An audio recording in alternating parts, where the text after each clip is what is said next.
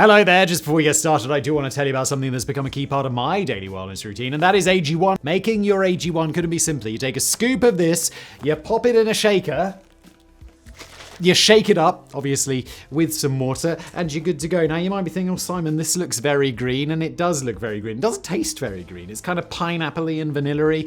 I didn't identify that. They told me that, and then I tasted it, and I'm like, oh, yeah, I see. I see what you're going for. It tastes good. Look, I've been drinking AG1 for a while, and I keep coming back to it every day. Shake it up every morning. This is actually my second one of the day, which is probably not good because I'm recording this in the afternoon, but that's how the magic of television works. It's like a one-stop shop for your nutrition. AG1 packs in everything you need in a simple scoop.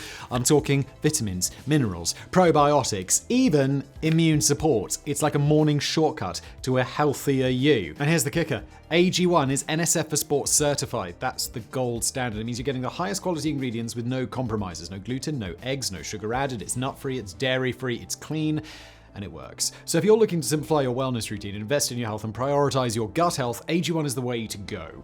And here's the best part. If you click the link down below or head to drinkag1.com/shadows, you'll get a whole year's supply of immune-supporting vitamin D3, K2, and 5 travel packs absolutely for free with your first purchase. Thanks to AG1 for sponsoring this video, and now let's get into it. Just how dangerous can a book be? The history of the human species is punctuated by the publication of cursed books, directly or indirectly responsible for untold suffering. We're not referring to supernatural books or invocations and incantations, but to publications which are very, very much grounded in reality and, well, infinitely more dangerous. We are thinking about a certain booklet of quotations with a distinctive red cover, a voluminous manifesto dictated in a German jail, a cookbook on the art of bomb making, or a manual on how to handle witches, just to name a few examples. You may have noticed that humanity's curse books tend to be non-fiction, consisting of ideological manifestos, handbooks, or collections of political sayings.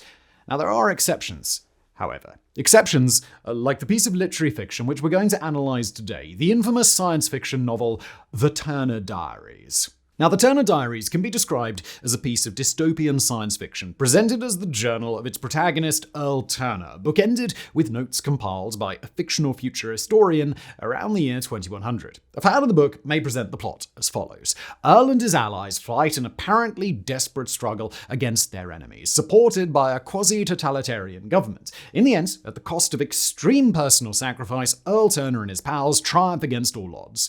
More than a century after their victory, the fictional historian informs us that the world is now a utopia. Now, we'll get into the details of the plot in a later section, but what you need to know for the moment is that Earl's enemies, the antagonists of the novel, are basically every African American, every Jew, and every non-white person in the US. Turner and his resistance movement kill indiscriminately government agents as well as unarmed civilians simply for being non-Aryans. The utopia described at the end is the direct result of an apocalyptic nuclear exchange followed by mass purges in which all non-white populations on Earth are slaughtered by Aryan armies, ushering in a new era. Now, one of the last paragraphs of the novel reads, "In the summer and fall of 1999, as a cleansing hurricane of change swept over the continent, clearing away in a few months the refuse of a millennium or more of alien ideology and a century or more of profound moral and material decadence, the blood flowed ankle-deep in the streets of many of Europe's great cities momentarily, as the race traitors, the offspring of generations of dysgenic breeding, met a common fate." In other words, The Turner Diaries is a piece of raging neo-Nazi propaganda disguised as a sci-fi novel, ending with a white supremacist's wet dream.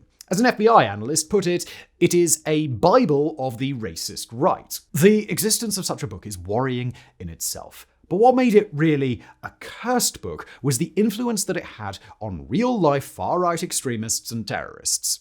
As we'll see later, The Diaries has been cited as an inspiration for dozens of armed robberies and acts of violence, most infamously the Oklahoma City bombing on April 19th, 1995, which claimed the lives of 168 people. So to understand the ideology behind the novel, we first must meet its author. This is credited as Andrew MacDonald, an alias for Dr. William Luther Pierce. Pierce was a physicist by trade, and according to his former co-workers, he was a world-class one at that. But he became better known as the leader of the white supremacist group National Alliance. Pierce was born in Atlanta on September 11th, 1933, but grew up in Texas since the age of 4. As a teenager, he developed a passion for science fiction, followed by an interest in physics. After graduating, Pierce conducted research at the Los Alamos National Laboratory and the Jet Propulsion Laboratory in Pasadena. Pierce married in 1957, and in 1962 he obtained his doctorate at the University of Colorado, thus becoming Dr. Pierce. Around this time, he first took notice of the civil rights movement and its efforts to end segregation in educational institutions. Pierce was initially sympathetic to the idea of equal rights for African Americans,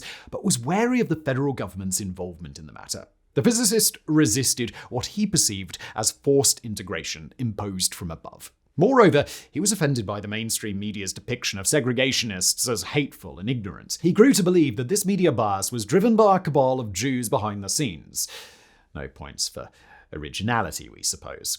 In 1963, he met a kindred spirit in George Lincoln Rockwell, founder of the ANP, the American Nazi Party. Pierce joined the group, becoming a prominent leader, organizer, and writer of propagandist material. Pierce's commitment to politics became all-encompassing, and he eventually quit his job with a defense contractor. After Rockwell's assassination in 1967, the former physicist clashed with his successors over the prominent display of Nazi paraphernalia, which he saw as counterproductive to recruitment. The internal quarrel prompted Pierce to gain control of another pro-segregationist group, the National Youth Alliance, which was also splintering due to infighting. Pierce reorganized one of these splinter factions, rebranding it as National Alliance in 1974. The former physicist now enjoyed total control over his own semi-Nazi white supremacist movement, one that would grow into becoming, quote, the most dominant and dangerous hate group in America, as defined by the Southern Poverty Law Center.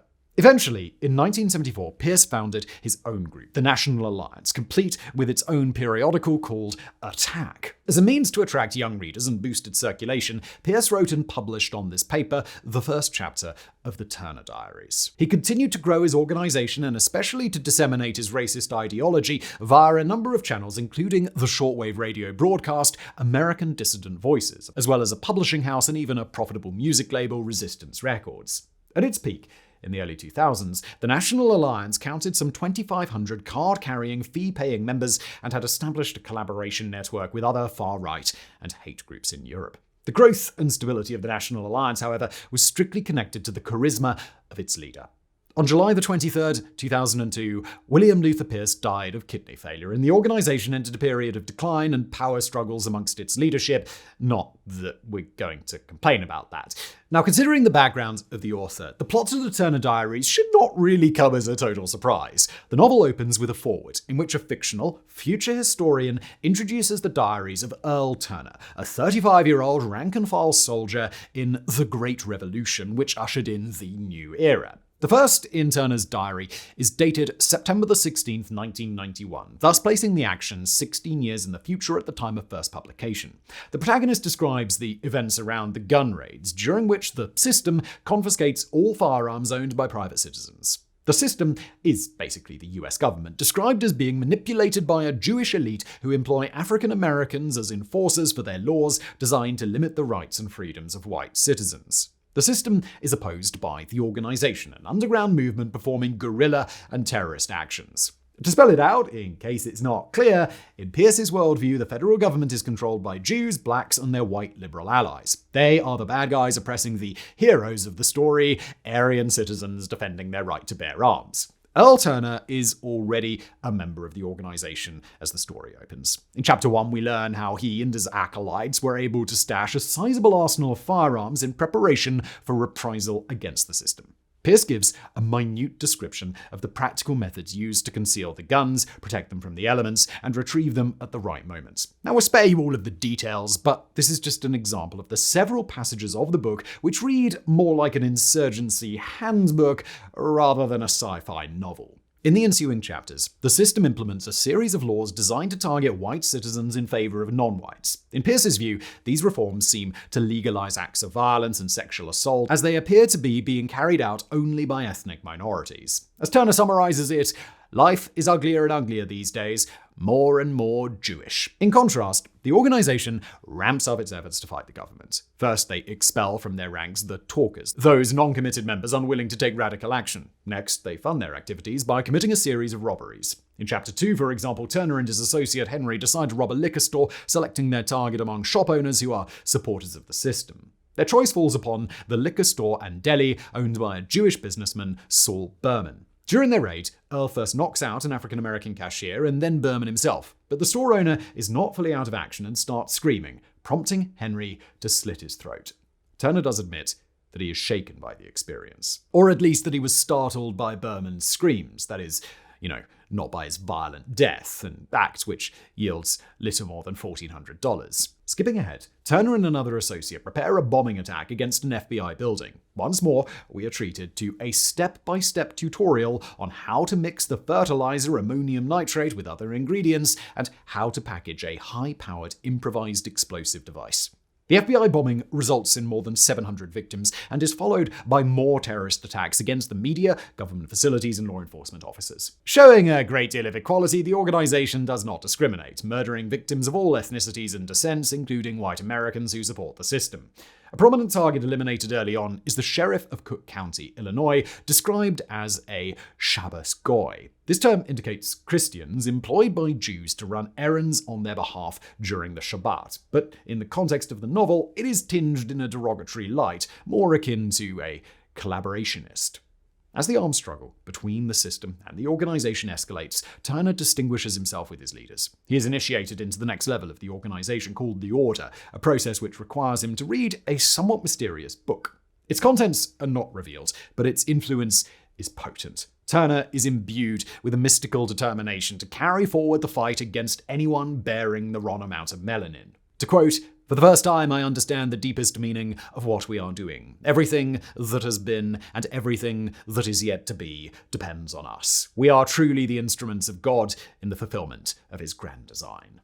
Turner, however, is soon apprehended by the system, tortured and jailed in solitary confinement. He does not reveal the existence of the Order, but he fails to commit suicide upon being captured, as he was instructed by his leaders. Hence, when he is finally rescued by his cohorts, he is sentenced to carry out a suicide mission at some point in the future.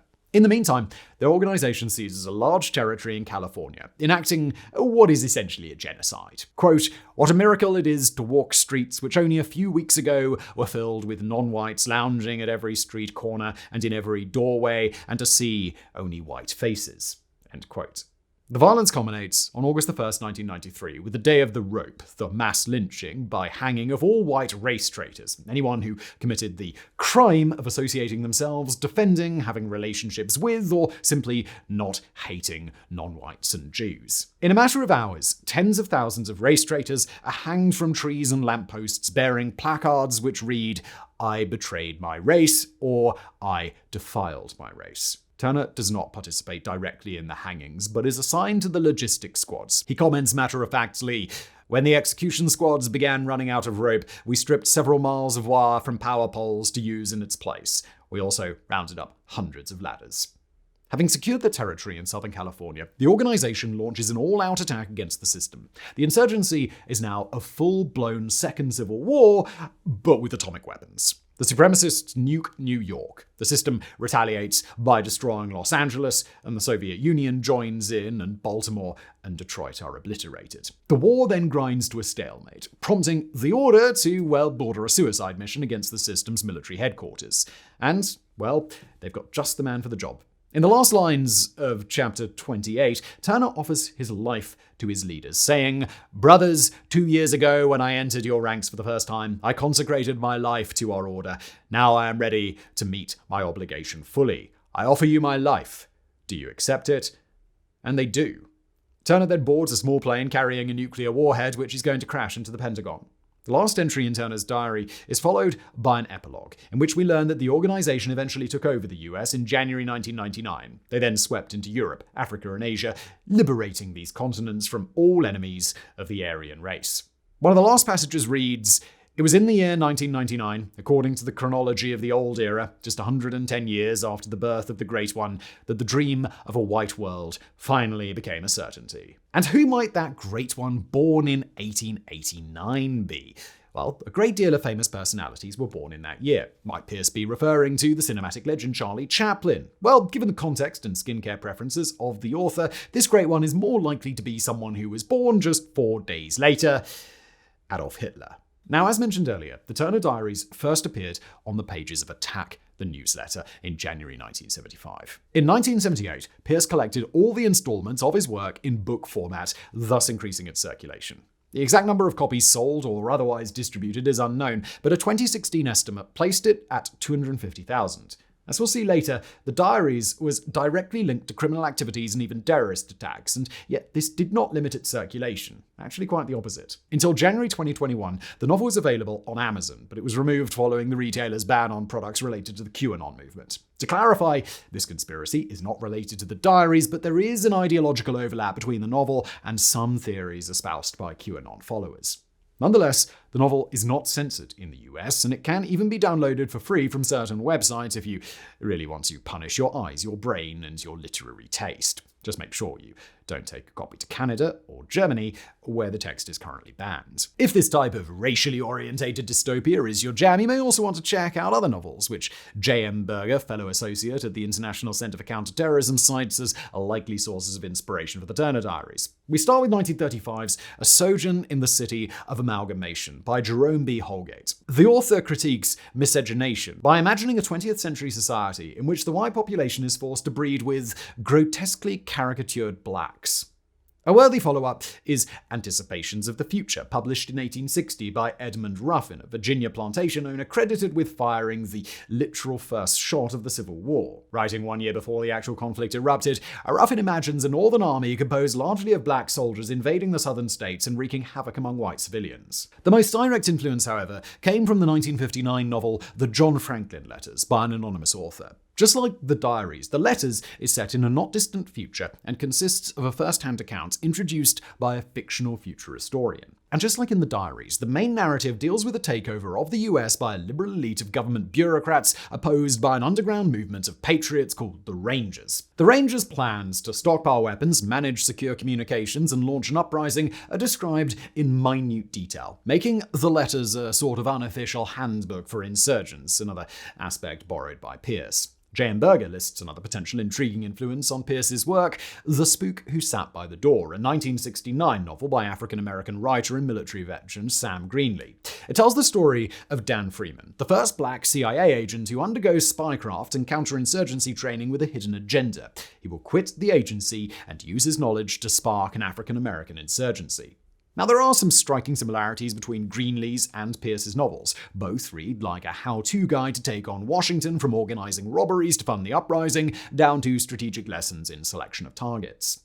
In a 2003 interview, Greenlee himself admitted that his novel was, quote, a training manual for guerrilla warfare. Berger also points out that racial hatred for whites, quote, can be found in the book in ample supply. No exchange between Freeman and a white character takes place without an expression of hostility and a critical racial commentary, sometimes nuanced, sometimes less so. But unlike the organization in the Turner Diaries, Freeman's fictional guerrilla movement stops short of planning, expressing, let alone acting out a genocide of people bearing an undesirable palette.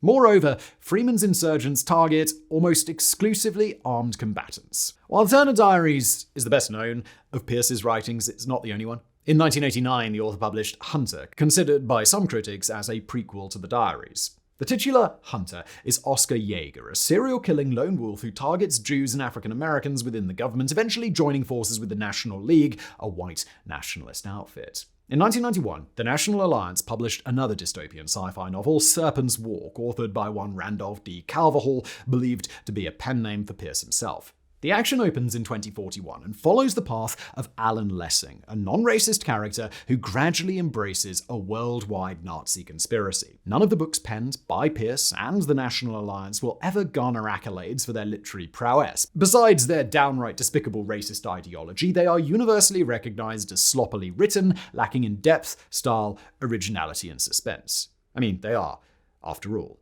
just propaganda.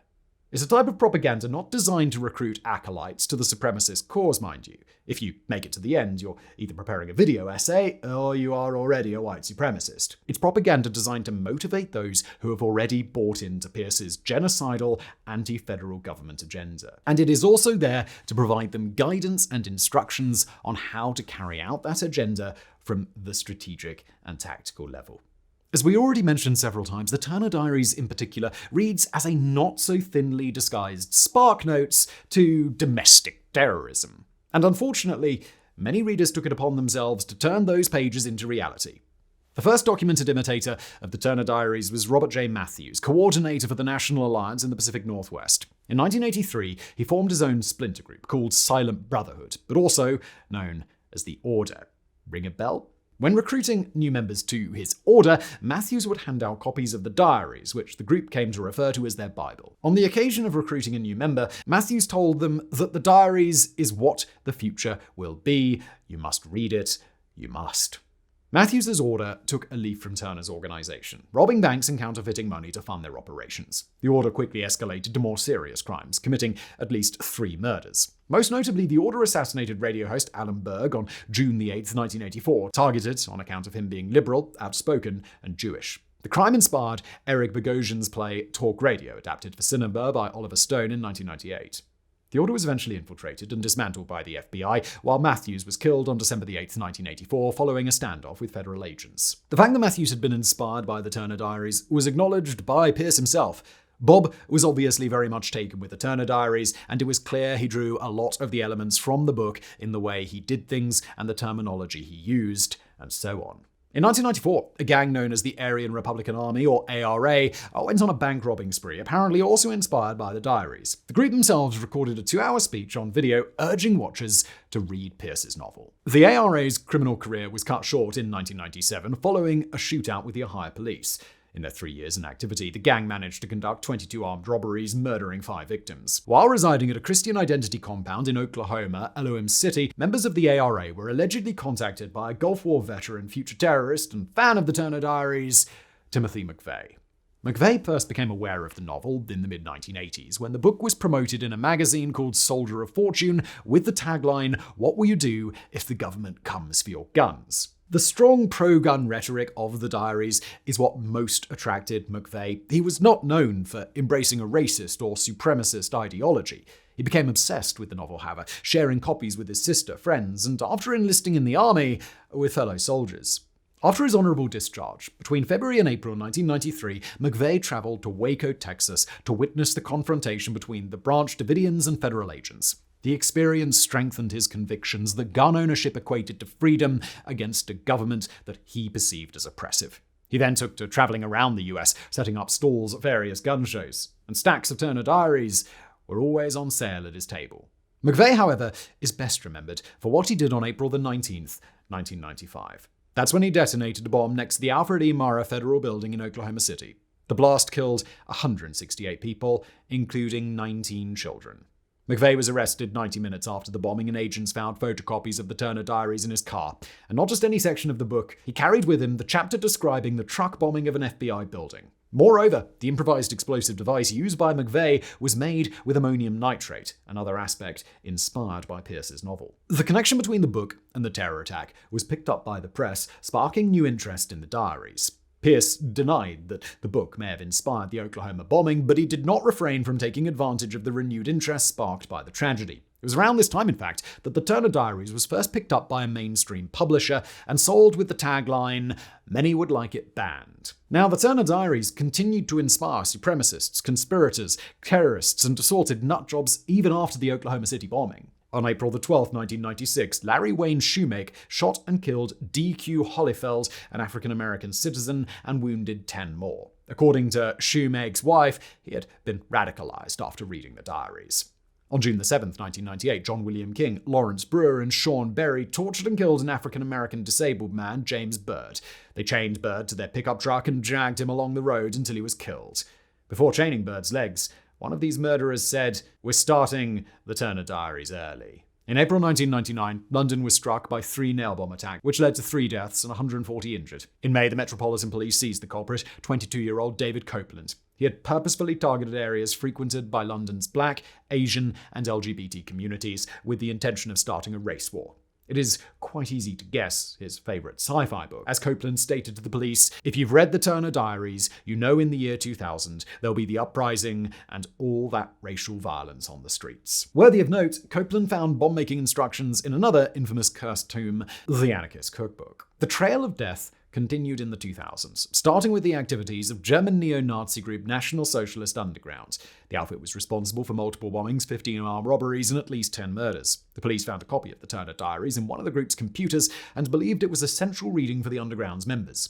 From 2006 to 2015, the Turner Diaries was linked to 5 instances of lone wolf attacks against ethnic minorities and LGBT communities in the US, UK, and Sweden, resulting in 9 deaths. Now, in our introduction today, we alluded to some cursed books issued in the context of totalitarian mass-murdering regimes. Hitler's Mein Kampf, for example, or Mao's Red Booklet. Political writings of this kind were the first ring of a chain which eventually led to an extermination camp, a gulag, and a laogai. Sure, the number of deaths that can be ascribed to the Turner Diaries pales in comparison to the apocalyptic scale of misery caused by those manifestos. But even one single casualty is one too many.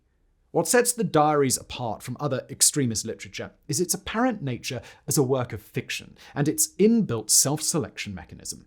Pierce's novel is unlikely to gain new proselytes to the supremacist cause, but it may contribute to radicalizing those who are already on the right, or should I say, wrong path. It has also been proven to work as an effective tactical manual. It appears that the nefarious consequences of the Turner Diaries have waned over recent years, but the already quoted J.M. Berger from the International Center of Counterterrorism warns us to still be wary about its influence. To quote him, "The Turner Diaries is destined to be found on the computers and bookshelves of violent extremists for years to come. And while white nationalism is particularly suited to Turner's blend of fear-mongering and ideological flexibility, it is likely that future authors will succeed in crafting similarly potent brews in the service of other causes."